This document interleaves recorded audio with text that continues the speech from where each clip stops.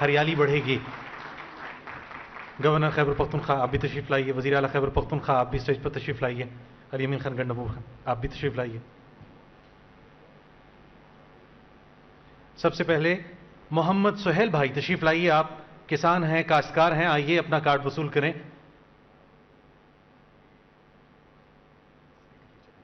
تشریف لائیں گے محمد شعیب کاشتکار بھائی, اپنا کارڈ وصول کریں گے. محمد جنید آپ بھی ہمارے کسان بھائی ہیں. اور اللہ بخش تشریف لائیے گا.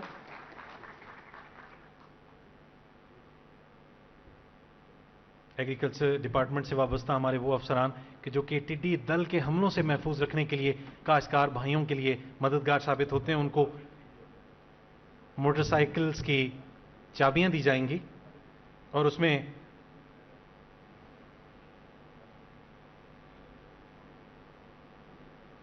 امان اللہ خان ہیں, ان کو ہم مدعو کریں گے کہ جنہیں موٹر سائیکل کی چابی دی جائے گی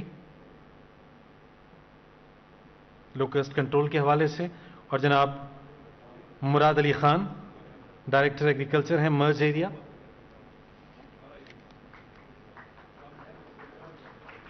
حوصلہ افزائی کیجیے ہمارے کسان بھائیوں کی.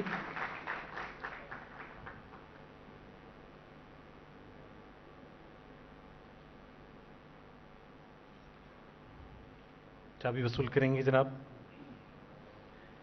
دہقان کے ماتھے پہ محنت کا پسینہ ہے, ہر قطرہ ہے ایک موتی, ہر بوند نگینہ ہے. وزیر اعظم اسلامی جمہوریہ پاکستان عزت مآب جناب عمران خان.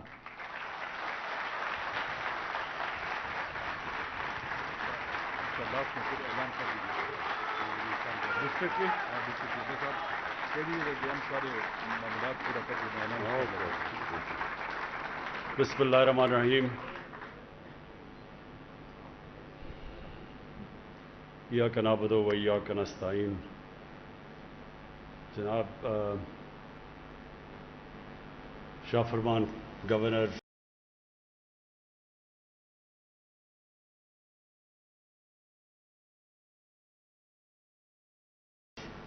پختونخوا اور محمود خان چیف منسٹر,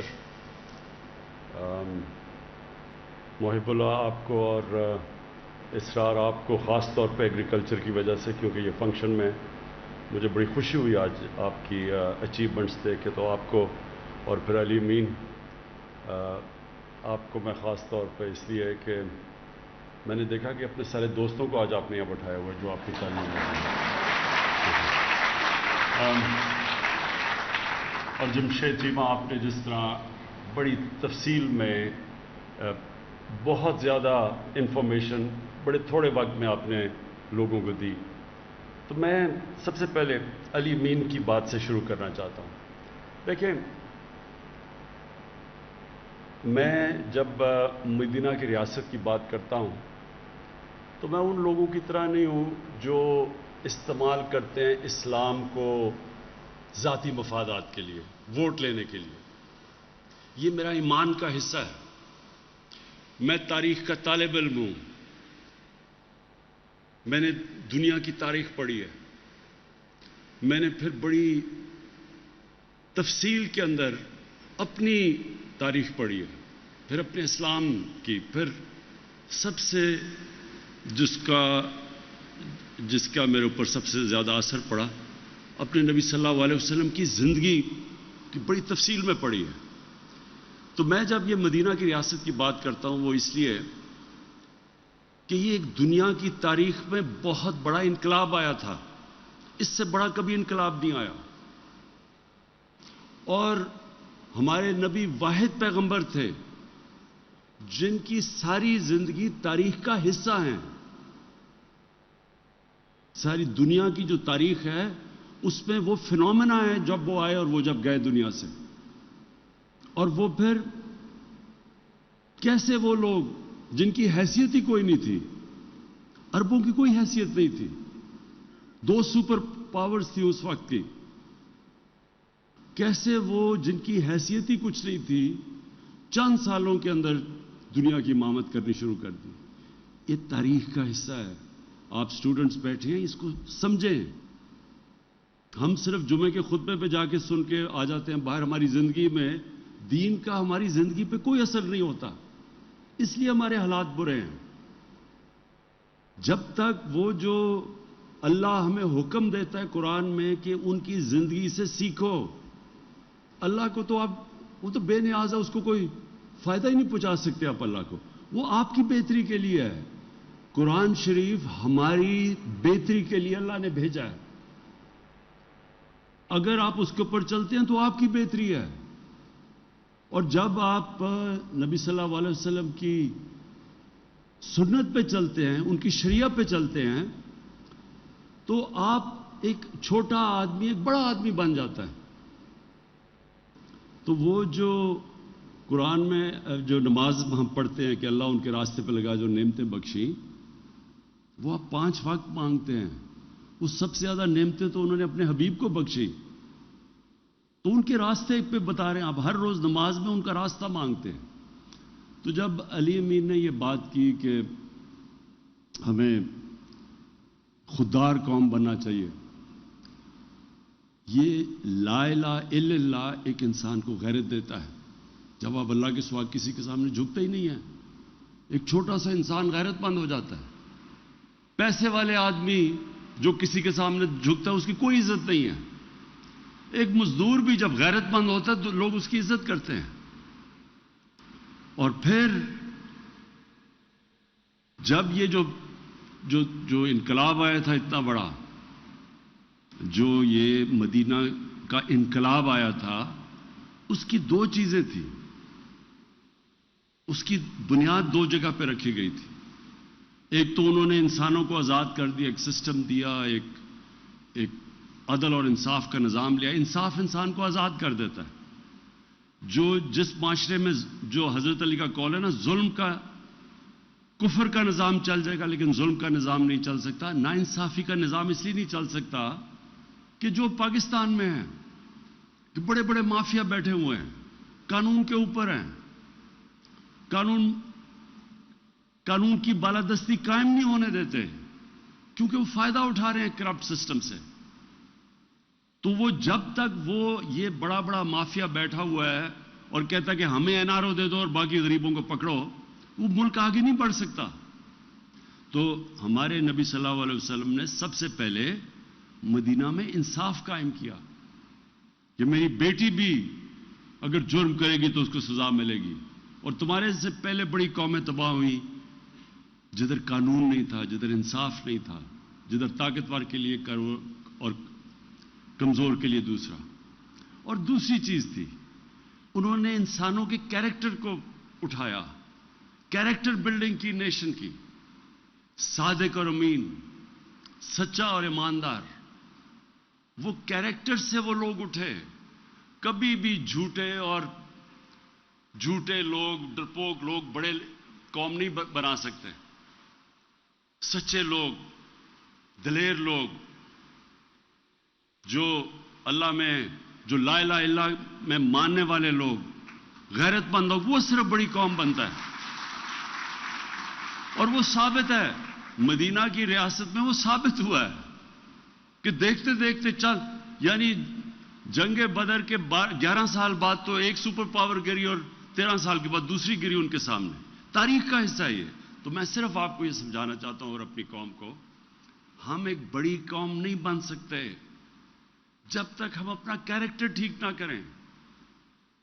ہم بھی صادق اور امین نہ بنیں، سچے اور امانت دار نہ بنیں، انصاف کرنے والے نہ بنیں، کبھی قوم بڑی نہیں بن سکتی۔ جو مسلمان جب پھیلے تھے ساری دنیا میں تو لوگ ان کے کیریکٹر سے متاثر تھے۔ انڈونیزیا اور ملیشیا کے اندر کوئی مسلمان فوج نہیں گئی تھی، وہ ان کے تاجروں کے کیریکٹر سے لوگ مسلمان ہو گئے۔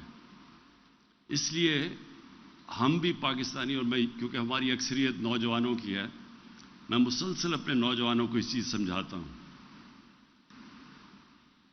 کہ اللہ نے اس ملک کو کسی چیز کی کمی نہیں دی۔ ہمیں یہ خطہ وہ ہے جس میں سب کچھ دے دیا اس نے، لیکن ایک ہمیں کیریکٹر چاہیے ایک عظیم قوم بننے کے لیے، سچے لوگ، سچائی۔ یہ جو علی امین بات کر رہا تھا کرپشن کی، جو بھی ہاتھ پھیلاتا ہے کسی کے سامنے، پیسے مانگتا ہے کسی سے، اس کی دنیا عزت نہیں کرتی. جب کسی کو رشوت دیتا ہے تو اس کی غیرت جاتی ہے، جو رشوت لیتا ہے اس کی غیرت جاتی ہے.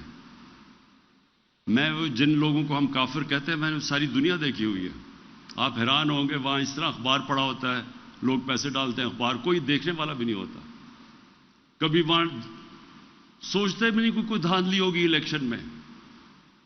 ہمارے یہاں پولنگ ایجنٹس بیٹھے ہوتے ہیں، وہاں ہو رہا ہوتا ہے، پھر لڑائیاں ہو رہی ہوتی. وہاں تو آتا ہے سیدھا ووٹ ڈال کے چلا گیا، کوئی پوچھنے والا بھی نہیں ہوتا. کوئی کہتا نہیں دھاندلی ہوئی. کہیں دیکھ لیں یورپ میں الیکشن ہوتا ہے، کہیں کوئی سوچتا بھی نہیں ہے دھاندلی کا. ہماری الیکشن سے پہلے ہماری گھنٹوں میٹنگ یہ نہیں ہو رہی ہوتی کہ ووٹر کو کیسے نکالنا ہے، دھاندلی کیسے روکنی ہے. تو یہ ہمارے لیے بڑی شرم کی بات ہے کہ ہمارے اس طرح کے لوگ آئے جو آج باہر بیٹھے ہوئے ہیں اور باہر اربوں اربوں روپے کی پراپرٹیز پہ بیٹھے ہوئے ہیں. ایک رسید نہیں بتا سکتے پیسہ کدھر سے آیا، اور وہاں سے تقریریں کر رہے ہیں یہاں بیٹھ کے. اس لیے جو جب تک اگر ہم نے بڑی قوم بننا ہے، عظیم قوم بننا ہے، وہ جو ہمیں بننا تھا، جو یہ بہت بڑا پاکستان کا کانسیپٹ تھا. تو میں صرف آپ کو شروع میں یہ بتا دوں کہ ایک تو سسٹم کے اندر ہم آج جنگ لڑ رہے ہیں قانون کی بالادستی کی، سارے مافیاز کے خلاف، یہ اس پہ انشاءاللہ ہم کامیاب ہوں گے. اور دوسری، قوم نے اپنے آپ کو چینج کرنا ہے. اللہ کی قرآن میں آیت ہے کہ میں کبھی کسی قوم کی حالت نہیں بدلتا جب تک وہ قوم خود اپنی حالت بدلنے کی کوشش نہیں کرتی، اپنا کیریکٹر نہیں بدلتا. اب جی یہ جو بڑا ضروری ہے آپ کے لیے سمجھنا، ہماری آبادی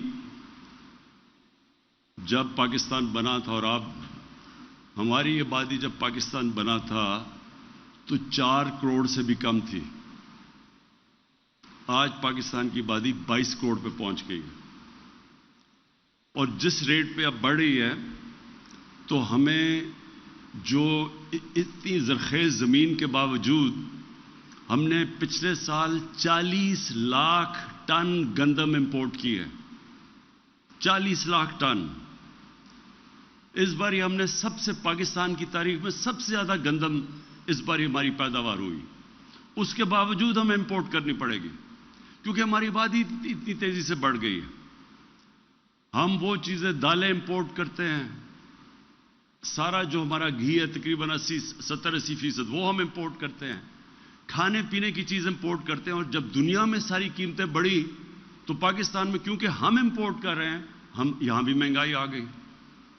اس لیے ہمارے پاس اب آج جدھر ہم کھڑے ہیں اور جس طرح آبادی بڑھی ہے، اس کو تو ایک تو چیز یہ کہ ہم نے اپنی بنیادی ترین پرائمری ایجوکیشن کے اوپر زور لگانا ہے، اور جو ہم پوری کوشش کر رہے ہیں. اب 2 چیزوں سے آبادی کی سپیڈ نیچے آتی ہے. ایک، بنیادی تعلیم دیں بچوں کو اور اپنی بچیوں کو، اور دوسرا جو بنیادی ہیلتھ کیئر ہے، جو نیچے جو پرائمری ہیلتھ کیئر جسے کہتے ہیں، اس کو ٹھیک کریں.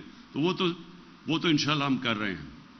لیکن اس کے ساتھ ساتھ ابھی سے ہمیں پلاننگ کرنی ہے کہ ہم نے کیسے اپنی بڑھتی ہوئی آبادی کو ہم نے کیسے اناج دینا ہے، ہم نے کیسے اپنے لوگوں کا پیٹ پالنا ہے، اور ہم نے کیسے اگر اسی طرح آبادی بڑھتی رہی اور اتنی پیداوار ہماری رہی تو آگے جا کے یہاں تو بہت بھوک ہوگی پاکستان میں. کیونکہ باہر اگر اسی طرح باہر بھی جو قیمتیں بڑھی ہیں، یہ 20 سال کے بعد کبھی اتنی تیزی سے انفلیشن یعنی قیمتیں نہیں بڑھی کموڈیٹیز کی، کھانے پینے کی چیزوں میں، جو اس 1 سال کے اندر بڑھی ہیں. تو اس لیے اگر ہم خود اپنی ساری اس ملک میں اناج اگا سکیں تو ہمیں فرق نہیں پڑے گا اگر دنیا میں قیمتیں اوپر جائیں. لیکن اگر ہمیں امپورٹ کرنی پڑتی ہے تو ہمیں فرق پڑے گا، اور پڑ رہا ہے. تو اس لیے یہ بڑا امپورٹنٹ ہے، یہ جو آج جس کے لیے میں خاص طور پہ آیا ہوں، گوملزام ڈیم کا آج ہم یہ جو تقریباً 2 لاکھ ایکڑ زمین مزید اب اس سے کاشت ہوگی. یہ بڑا ضروری ہے کیونکہ ہمیں اب سارے پاکستان کو دیکھا اور جو چیزیں جگہیں بتائیں، وہ جگہیں جدھر ابھی تک کوئی فصل نہیں اگ رہی تھی کیونکہ پانی نہیں تھا، تو ہمیں اب جو اپنی عقل استعمال کر کے فیصلہ کرنا ہے. اتنا ہمارے پاس پانی ہے, انڈس کے اندر اتنا پانی ہے, یہ جو سارے 5 دریا ہیں یہ سلیمان سے جو نیچے آتے ہیں پہاڑوں سے, ان میں سے کتنا پانی آتا ہے. اس پانی کو ہم نے سٹور کیسے کرنا ہے. سب سے زیادہ پاکستان کی یہ یعنی 50 سال کے بعد پہلی دفعہ ڈیمز بن رہی ہیں پاکستان میں, اور انشاءاللہ 10 سالوں میں ہم نے 10 ڈیمز کا پورا پروگرام بنایا ہوا ہے بننے کا. تو ہمارا ابھی تقریباً 14 MAF پانی سٹور کر سکتے ہیں. اس کو ہماری کوشش ہے 25 پہ لے کے جائیں اور اس کو ڈبل کر دیں. تو یہ ہمیں سب سے پہلے تو پانی کتنا ہے, اس کو ہم نے بچانا کتنا ہے.